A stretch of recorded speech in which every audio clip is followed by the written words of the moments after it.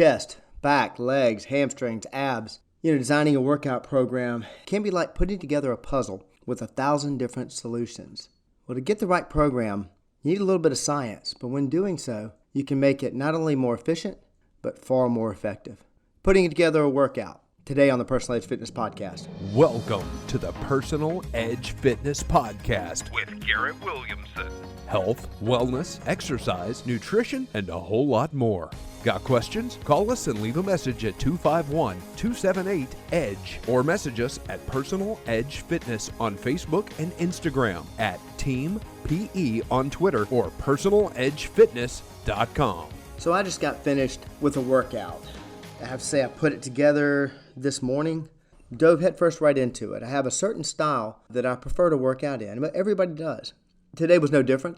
I like to see the light at the end of the tunnel, have a workout that I can see the end to it. So I'm typically working out doing resistance training for 30 minutes, typically no longer. Now, that's personal preference as far as my type is concerned. I'll talk about that in a minute, but the interesting thing about it is that all of my workouts, either personally or ones that I design for my clients, follow a basic pattern as far as following the rules of, I would call the rules of exercise physiology in the design. No matter the type of working out that people like to do. Now, what I mean by type is, I don't mean cardiovascular versus resistance training or Pilates versus yoga or swimming or what have you. What I mean by type is really the type for your head. Now, I talk about that a lot. I talk about a lot about making sure the workout works for your head. It's something that we observe in all of our clients. We quickly deduce their style, the type, the way that they like to work out. You may think that, well, you get the HRA, the Health Risk Appraisal. The person tells you their goals, they tell you their limitations. You do a simple evaluation and find out where they are, and boom, you write up the perfect program. You don't worry about what their type is or what they feel like. Well, it makes a huge difference. If we follow along with something that works for somebody's head, we're going to be far more successful at what we're doing. And I've said this many times that I can give those specifics of a client, their height, size, weight, abilities, limitations, goals, all of that information to my entire staff and tell them all to write up a workout without meeting this person. And they can I'm sure they'll write up a tremendous workout. And all of them will be different. I'll have as many different routines as I do as trainers. But I promise you, all of them will, on paper, get that person to their goal. Where the rubber hits the road and where the success lies in personal training is understanding how that person, that client, is going to enjoy this workout. How is it going to work for their head? How is it going to feel comfortable to do? How are they not going to just absolutely dread it and want to come work out? And that's the key to personal training. And there's several different styles. And I'm going to cover a couple of them briefly because it's not really what I'm talking about today. But I picked out 4 just really off the top of my head from clients that we've seen and the type of workouts or type of exercise they like to do. We have my style, which is what I call in a hurry. And I don't mean any of these sound like derogatory descriptions, like in a hurry. They're not. It's just the way that particular client likes to work out. There's some serious psychology behind it, which is rather fascinating, but I don't want to bore you to tears. But in a hurry is basically what I call, you can see the end of it. There are entire circuit training programs that are based on this concept. The high-intensity interval training fad, and I'm careful using that word fad because we've used high-intensity interval training since I've been training since 1991. We've used it since then, if not before. But there's a real resurgence of the high-intensity interval training, and they're typically difficult workouts, but they have a distinct end to them. You go through three times, you're going to run around the block, and you're going to do the entire thing for this much time. You're going to do the entire thing, and once you've done 10 sets of it, you're done. And that's what I'm saying about, okay, it's going to be really difficult, but I can see the end of it. And typically those workouts are not very long, and long is a personal term. I mean, you have a personal preference of what you think of as long, but that's what I call in a hurry. I like to design my workout and be able to see the end of it and be able to push myself through to it. You have a big steel, big gains type of working out, and that's we have clients that do that no matter what, they want to lift heavy steel. They want to lift heavy, they want to get aggressive. How much they load on a bar, it means a lot to them, and that's not a bad thing. A lot of people look at that as a derogatory, all kinds of derogatory comments that go along with that. No, that makes sense, that it's as long as you're doing it safely, there's absolutely nothing wrong with it, and that person will have incredible success if it is the workout that works for their head and they're doing everything correctly. obviously. I've got a client that comes to mind when we're doing this, and though I could make his program a bit more efficient, he prefers the higher number of sets, the higher weight, and the longer rest. More of a power lifter's type of workout. Now, those aren't really his goals to be a power lifter and lifting heavy are not what his stated goals are, but it's the way it makes him feel about himself. So he's more of into a weight loss type of program. So we have to shape the program, make sure we're doing everything we need to fit his goals using the technique that he prefers to work out in. And for a qualified trainer, that's not super difficult. But these people typically like to work out a while. Time is not something that is big a concern for them. They actually enjoy the heavy lifting. They enjoy seeing the weights. They get wrapped up in the workout. Many of our resistance training clients like this style of workout. Then you got people that I call love the process. Now this is going to sound similar to the big steel, big gains, because the individuals that love the process are ones that get really into the workouts. They're looking at YouTube, they're picking up ideas, and they get into designing an incredibly efficient program or another way to attack the muscle. They spend a lot of time working out. They thoroughly enjoy coming to the gym and putting the time in, and really they enjoy the variety of the routine itself. I have a trainer that is like this, and typically these individuals keep a diary or track their workouts. I have a trainer that does this, and this is somewhat rare because you would think that, and I get this a lot from individuals that, hey, I got a buddy of mine that I think he'd make a great trainer. He loves to work out. That's typically not the case. In my 29 years of training and hiring different trainers, the ones that really, really, really just love to work out themselves usually don't make the best trainers. They love the workout, but they want everybody to work out the way they work out. And so there's very few people they could actually work with, and they're usually not really good with people. In this case, this particular trainer of ours, he loves to work with people as much as he loves to do this kind of workout. But he loves the process. He spends a lot of time working out. One of his favorite things to do in his time off is to work out. That's a person that loves the process. The last is what I would call the perfectionist. The perfectionist is dedicated to the science of the routine, and their comfort level doesn't come from liking the exercise. These individuals are the ones that don't worry too much about making sure that we don't do an exercise they don't like.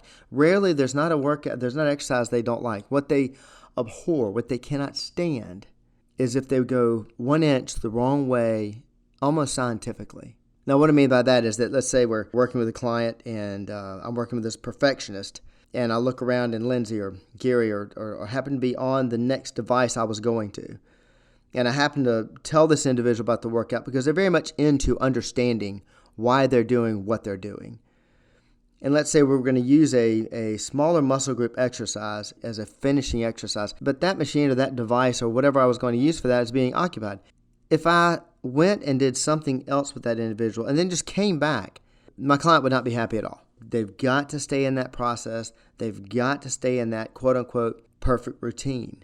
These are people that will use the 24/7 access to go in or actually stick around and finish something that they feel that they didn't get the 20 sets of something they felt they needed. Now, like any of these routines, all of them have their pitfalls. They all have their great points. You can argue back and forth if you want to about which one's better. There's not one that's better. It's which one works for you. But they do have their pitfalls. And the pitfall in the perfectionist can be problems of leading to body problems. This is what can lead to anorexia and what have you. I'm not saying a perfectionist is that way, but usually when somebody goes too far down that road of the perfectionism, we usually start looking at what else is going on in their life. Though we have some people that are extremely technical about it, have been training with us for a long time, that have that style and are very effective. And actually, this is how they mitigate their stress. It's something they've got control of. They use that to take their mind off of their life, and because of that, they stay fit. So those are different types, but every single one of those types, and there's several different others, and I really went too far on that, but each one of those types, no matter the one, they're going to follow, to make it effective, you really need to follow a certain pattern of designing the program. Now, there are exceptions to about what I'm about to talk about. Pre-exhaustion is one of the exceptions to it, and high-intensity anaerobic training to increase anaerobic capacity. You can have some differences in it there, but when we're putting together just a basic fitness routine, a rule of thumb for putting your program together. That's what we're talking about today. So don't call me up with challenges that's not the only way to work out. I understand that, but this is the basic way to put together a routine. Make sure you're putting the body parts and the pieces together so that you're not hurting yourself and you're making the right progressions and making your program as efficient and as effective as you possibly can. Before I go any further, I want to let you know that you are, of course, listening to the Personal Edge Fitness Podcast. I am Garrett Williamson. I've been a personal trainer for 29 years. I run the number one personal training facility in our state, top 10 in the Southeast, with the most qualified staff in the Southeast. If you're interested in information about this podcast or any other, or if you need help with your own routine, you can contact me at several different ways. So first, you can contact me at area code 251-341-0927. That happens to be my office number at our Mobile location. Email, which is garrett@personaledgefitness.com. That happens to be our website and also our Facebook page, Personal Edge Fitness.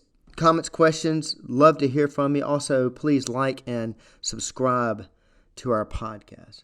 Okay, building a routine. Start big. But even before you get to that, start with a warm-up. Even before we get to that, start with a schedule. Now, here's what I mean. If you know your schedule a month in advance, real easy. Like I tell people that come in and set up a schedule with us, it's wonderful when I have a client come in and say, I can be here Monday, Wednesday, and Friday morning at 9 a.m. for the rest of my life. Well, that's wonderful. We don't all have that potential in our schedules and our lives. Our average tenure of a client is 8 years. We've got people that have been in spots for my 6:30 on Monday, Wednesday, and Friday happens to be in that spot for the last 19 years. And that's not the only one. We have several that are like that. But they typically know that they are going to be able to get 3 days a week or 4 days a week, 5 days a week worth of training in. So it's real easy to split the body up and make sure we aren't doing any kind of damage and break the workout routine into the 3-day pattern. And we pretty well know if we have 24 to 48 hours in between. We also know if we've got to go back-to-back days. We know how to make those adjustments. We have people that can do that week to week. And again, when designing your program, if you can only schedule week to week, look at your days in advance because that's going to dictate what muscles you're going to work out on what days or how often you're going to work a muscle out.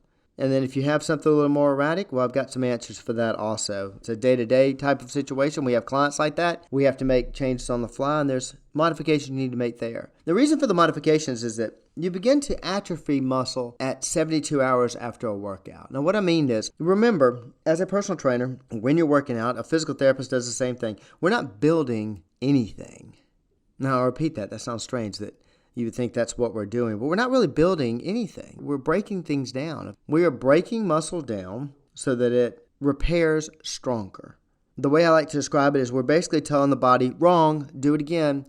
Wrong, do it again. Yes, I'm thinking of Pink Floyd in my mind when I say that. Wrong, do it again. But it's like around the Gulf Coast, we have hurricanes a lot, and so I use that analogy quite often. A workout is like a hurricane hitting your house. Let's say you did the 3 little pigs approach and you had a straw house and a hurricane hit. Well, then when you built it back after the hurricane wiped it out, you're probably not going to build it out of straw. You're going to build it out of wood. And if the hurricane hits again, you're going to build it out of brick. That's basically what you're doing. When you break down a muscle, your body says, okay, let's get in there and repair it. And let's make sure that we make it stronger than last time. That's what we're doing in a workout. But if we're breaking down a muscle and we don't allow it to repair, then we're going backwards. So breaking down the same muscle over and over and over and over and over again without enough time to repair is going backwards. You're actually possibly causing injury. So what you want, again, all of this is rule of thumb. And different fitness levels are at different abilities, and they're doing a lot of research on recovery. In fact, I even predict that they'll eventually have the science figured out to where we could actually break down a muscle and then within 24 hours break that muscle down completely again because it will completely recover in that amount of time.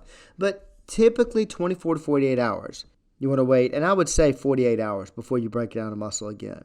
So on that, let's say we go back to that week routine. Let's say that we've got that schedule and we've got a week and we've got days in between. We can do a Monday, Wednesday, Friday program. Well, I'm probably going to do a full body in that scenario, especially with the clients that I work with, unless I've got somebody just going extremely deep into the muscle. If I've got people that are maintaining and looking for some basic strength gains, what most people refer to as toning, I'm typically going to do a full body program Monday, Wednesday, Friday. Now, on Monday, we're going to break down and hit the full body. Therefore, we've targeted everything. We've stopped atrophy. We've broken some muscle down. We're allowing it to recover. I'm going to check with that client on Wednesday morning. If we still have some real soreness going on in the chest or legs, it's still extremely tender, okay, we'll probably take the day off on that. That's why it's called personal training. That goes to how you're reacting to it, what have you. But again, rule of thumb, I should be able to exercise that muscle again. If I'm using that same routine, I've got 3 days a week. I know I've got it, but it's a Monday, Tuesday, Thursday, or Monday, Tuesday, Friday routine where I've got back-to-back days, then I'm typically going to split the body. And you can split it upper-lower, you can split it push-pull. I'll talk about splits in another podcast. And then on that third day, if it's far enough away, I'm going to check soreness again. I'm going to check how we're feeling. I'm going to check how we're recovering. And then I'm going to hit areas that have fully recovered. I'm going to hit those again. So the schedule has a lot to do with it. When you've got 3-day-a-week schedule or you've got that kind of time to plan a month or a week in advance, that's great. Let's say you have a lot less than that. Let's say that you're day-to-day. I have a great client, a bar pilot. He usually gets in here about 3 days a week, but we don't know when it's going to be. Sometimes we're called last minute. Well, in that scenario, what I recommend is always, if you've got access, if you've got time, you know it's kind of the one in the hand versus two in the bush. You know you're working out that day. Look at hitting everything. Look at doing a full body program. And you may think, well, I might be able to come back tomorrow. Okay, if you can come back tomorrow, you still have things you can do. And I highly recommend you come back tomorrow. I don't recommend that you try to take everything to failure again. In fact, I really don't recommend, unless you're working with one of us, you're working with a trainer, we may design it differently, but if you're putting the program together yourself, and I'm talking to the general public, which I am, then I would typically stay away from, if you do a full body routine one day, and then you find out that you can go back to the facility or gym or back to your workout the next day, you've got things that you can always do. You've got muscles that you can always work. One in particular that is extremely important and many times ignored, especially for people that enjoy resistance training. The muscles you can work out typically every day, unless you take it to a complete failure and you've got severe soreness the next day. Typically, they're complex muscles, your abs, your neck, your forearms, your calves, and there's one more that's extremely important. But those you can typically do. They're very complex. They're muscles that you can typically work on every day. Now, that's not always. If you take a forearm to failure, then you don't need to take it to failure the next day, obviously. But you can do that. Those are things, if you really feel the need to lift, those are things that you can do. And the other thing is, I'll say about it is abdominals. Don't take your abs to failure one day and then take them to failure the next day. If they're sore, let them recover. That's not making your stomach flat, I guarantee you. But the last muscle that you can work every single day, and many times with people that are really into their resistance training and don't even like to do this other type of training, the one muscle that you can work every day is, of course, your heart. So cardiovascular training. Now, I probably had some diehard resistance people that love to sling steel turn me off when I said cardiovascular work. Let me give you another reason besides, of course, living longer and burning extra calories and body fat, increasing aerobic capacity, increasing energy level, these silly things. There's something else that's massive that cardiovascular works that most individuals that are trying to make big gains don't realize. It greatly increases your muscle gains. Don't use that ridiculous lie. Oh, if I do cardiovascular work, I'll get smaller. No, you won't. If you're eating wrong, and when I say wrong, you know how I feel about food. There's no such thing as bad food. But if you're eating to the point you don't have enough protein in and you're not taking enough calories in to take care of your energy levels, yes, your body will store fat and it will burn muscle. But if you're giving it enough calories and you're doing cardiovascular work over 20 minutes and start to get into the quote-unquote fat-burning stage, but your body is not in a starvation situation, it'll maintain muscle, it'll build muscle if it has the protein, and it will burn fat. Yes, you can do that. If you have trouble with that, call me, 251-341-0927. I'll be more than glad to set up an appointment with you and show you how, yes, you can do cardiovascular work, burn fat, increase your energy level, help your gains big time, help your strength development big time, and not lose strength, all in the same exercise routine. But those are things that you can do every single day. Now, I talked to you about putting together the routine. I could go for hours on this. So, and this is from the purists will probably create more questions than it gives you answers. So I'm talking very general, but you want to start with a warm-up, first and foremost. And when I say warm-up, stretching's not a warm-up. Mike Bracco, who's the former past president of American College of Sport Medicine, who is the head exercise physiologist, or was the head exercise physiologist at the Canadian Institute of Hockey, did the definitive work on, as far as I'm concerned, on stretching. We found out that basically, I drew from his conclusions, though they said that the findings were within the margin of error.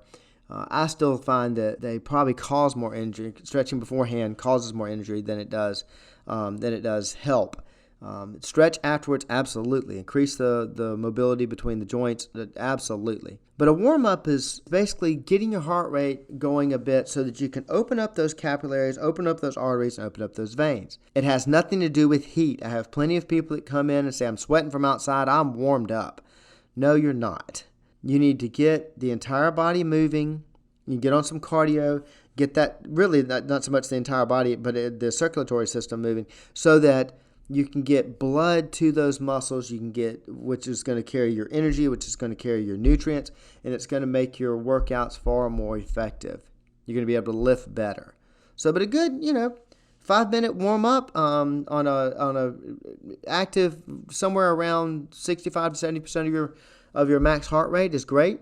If you're in colder weather, yes, that does make a difference. You have serious vasoconstriction in a colder temperature, so you might want to go a little longer. And if you want to go ahead and do your cardio first, more power to you. I will say that you do want to save the majority of your energy for whatever you happen to be most concerned about. If you're most concerned about your cardiovascular work and increasing aerobic endurance, do your cardio first. If you're more interested in increasing your strength and making those muscle gains, well then warm up and do your cardio afterwards. Okay, next step. It's what I said earlier when I was starting off this conversation. Start big. You're going to have the majority of your energy at the beginning of your workout, obviously. So you want to take that time, that energy level, to work the bigger muscles.